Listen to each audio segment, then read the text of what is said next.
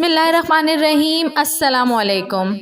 نبی کریم صلی اللہ علیہ وآلہ وسلم کے دنیا سے پردہ فرمانے کے بعد حضرت بلال شام چلے گئے اور وہیں بس گئے۔ ایک عرصے کے بعد خواب میں نبی پاک کی زیارت ہوئی اور فرمایا، بلال ہم سے ملنا کیوں چھوڑ دیا؟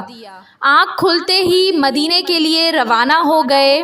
کئی دن کی مسافت کے بعد مدینہ منورہ پہنچے، مسجد میں حاضری دی اور روضہ رسول پر پہنچے، وہیں بے ہوش ہو کر گر گئے۔ اہل مدینہ نے کہا، ایک بار وہی اذان سنا دیں سرکار کے زمانے والی۔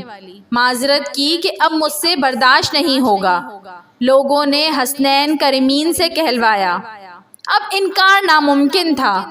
اذان شروع کی تو اہل مدینہ رو پڑے، دل قابو میں نہ رہے۔ پیارے آقا کا زمانہ تازہ ہو گیا۔ عورتیں بچے سب نکل آئے، غم سے نڈھال بے قرار ہچکیاں بن گئیں۔